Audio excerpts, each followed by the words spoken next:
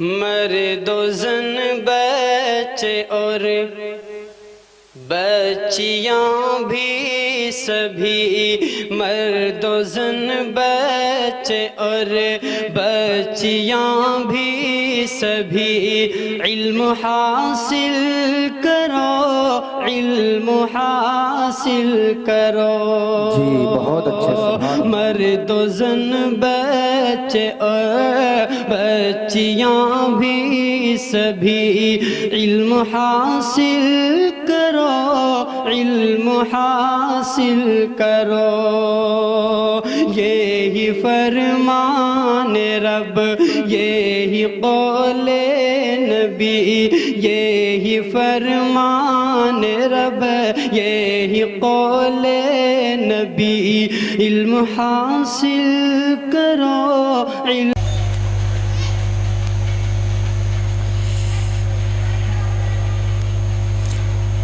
حضرت مفتی صاحب نے ہمارے سامنے اپنی زندگی کے کچھ تجربات رکھے اور ہم نے ان کو دھیان سے سنا۔ اب آگے کا کام ہمارا یہ ہے کہ ہم ان پر عمل کریں۔ جی عہد کرتے ہیں کہ انشاءاللہ ہم اپنے اس علاقے میں، اپنے گاؤں میں جن بچوں کو پڑھنے کا موقع فراہم نہیں ہو رہا، ان کے لیے ہم پڑھنے کا موقع فراہم کریں گے، ان کے لیے پڑھنے کا ایک ماحول دیں گے، پڑھنے کا ماحول بنائیں گے۔ اس میں ہمیں پیسہ خرچ کرنا پڑے تو ہم پیسہ بھی خرچ کریں گے، لیکن اپنے گاؤں کے بچوں کو پڑھنے کا موقع ضرور فراہم کریں گے۔ کرتے ہیں جی عہد؟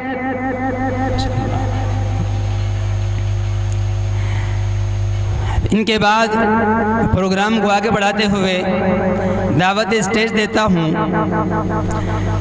حاجی عبدالسلام صاحب مراد نگر، جنساری برادری کے صدر ہیں، پروگرام تنظیم چلاتے ہیں تعلیمی بیداری اصلاح معاشرہ، کہ ہماری برادری کے اندر محنت تو صرف برادری کی نہیں ہوتی بلکہ امت مسلمہ کی ذمہ داری تو کیا ہے بھئی؟ پورے عالم کی ہے نا۔ رسول اللہ صلی اللہ علیہ وسلم ساری امت کے لیے آئے تھے، سارے عالم کے لیے آئے تھے، لیکن چونکہ جب گھر میں آگ لگی ہو تو پہلے گھر کی آگ بجھائی جاتی ہے، باہر کی آگ بعد میں بجھائی جاتی ہے۔ اگر خود ہمارے گھر کے اندر، خود ہماری برادری کے اندر یہ جہالت کی اور گناہوں کی اور نشے کی اور شراب کی اور جوے کی، یہ ان تمام چیزوں کے اندر اگر ہماری برادری جھلس رہی ہے تو پھر ہمیں اس کی زیادہ فکر کرنی چاہیے کہ ہم اپنی برادری کو کس طریقے سے ان گناہوں سے بچائیں۔ جب گھر کی برائیاں دور ہو جائیں گی پھر انشاءاللہ باہر بھی محنت کریں گے جی۔ تو اسی کے لیے میں دعوت اسٹیج دیتا ہوں حاجی عبدالسلام صاحب مراد نگر کہ حضرت تشریف لائیں اور اپنے تجربات سے ہم سب کو مستفیض فرمائیں، اور اپنے تجربے کی روشنی میں ہمارے سامنے کوئی ایک لاہی عمل، کوئی منصوبہ بندی، کوئی پلان تعلیمی بیداری کے حوالے سے ہمارے سامنے رکھیں تاکہ ہم اس سے فائدہ اٹھائیں اور زندگی میں تعلیم کو عام کرنے کے لیے اور مسلمان بچوں کو اور مسلمان نسل کو دنیا کے اندر ترقی دینے کے لیے ہم بھی ان تجربات کی روشنی میں کوئی کام انجام دے سکیں۔ ایک اعلان یہ کر دوں کہ اس اجلاس کے، اس پروگرام کے صدر حضرت مولانا ظفر صاحب جمعیت علماء ہند ضلع بلند شہر وہ راستے میں تشریف لانے والے ہیں، انشاءاللہ ان کا بھی خطاب ہوگا۔ کوئی سب حضرات سے گزارش ہے کہ وہ جانے کی فضا نہ بنائیں بلکہ دل جمعی کے ساتھ پروگرام میں آخر تک ہمارے ساتھ شامل رہیں۔ حاجی عبدالسلام صاحب اسٹیج پر تشریف لائیں۔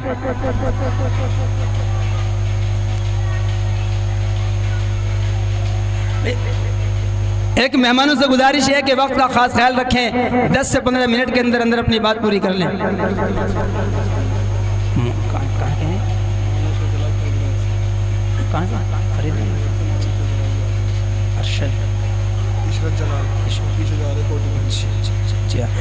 حضرت مولانا عشرت جلال صاحب فرید نگر تشریف لا چکے ہیں، راستہ چھوڑ دے بھائی ساتھی۔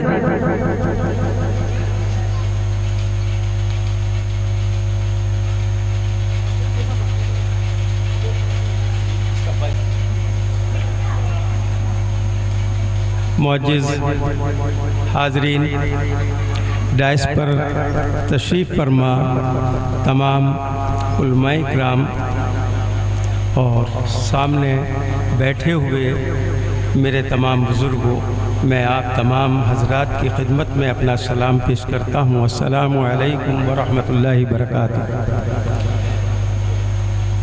مجھے بے حد خوشی ہے کہ جن لوگوں نے آج کی اس نشست کا اہتمام کیا ہے ان تمام کو میری جانب سے بہت بہت مبارکباد، جنہوں نے اس تعلیم کے فکر کے لیے یہ کام انجام دیا جا رہا ہے، اور مجھے امید ہے اللہ کی ذات پر کہ اللہ رب العزت جس پروگرام کو میرے یہ بھائی لے کر چلے ہیں انشاءاللہ اس میں ان کو کامیابی نصیب ہوگی، اور اس کے لیے ہم سب کو تعاون کرنا بے حد ضروری ہے، کیونکہ آج جس طرف ہماری قوم امت مسلمہ خالی، ہم یہاں جہانگیر پور یا اپنے علاقے کی بات نہ کرتے ہوئے تمام دنیا کے مسلمانوں کی پوزیشن کو اگر دیکھیں گے تو تعلیمی اعتبار سے ہم ہر جگہ پیچھے ہیں،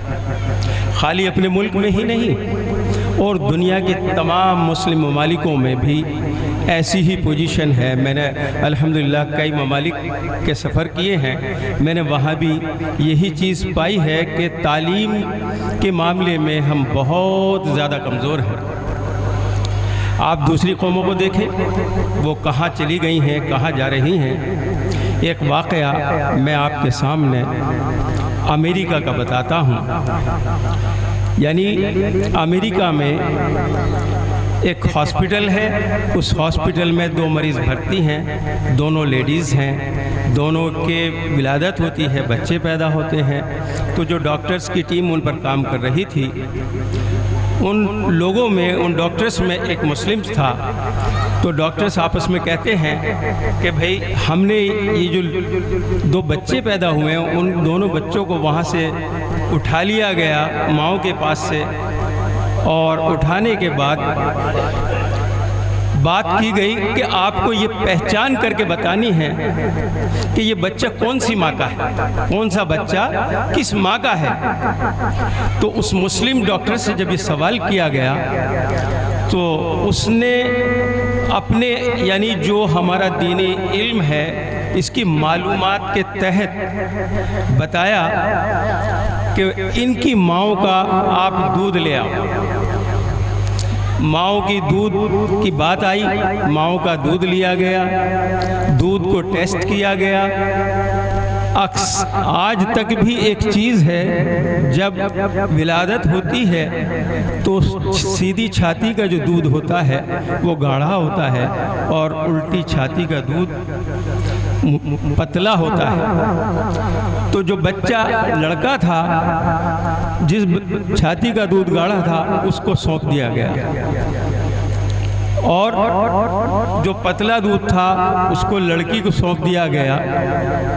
یعنی دونوں بچوں کی صحیح تصدیق اس مسلم ڈاکٹرز نے اس اپنے جو یہ محنت کر رہے ہیں علماء اکرام ہمارے یہاں دونوں تعلیم کو دیتے ہوئے، اگر اس شخص کے اندر یہ صلاحیت نہ ہوتی دین کی تعلیم کی اور عصری تعلیم کی، جدید دور کی جو تعلیم ہے اس تعلیم کی اگر اس کے اندر صلاحیت نہ ہوتی تو وہ اس بات تک شاید نہ پہنچتا۔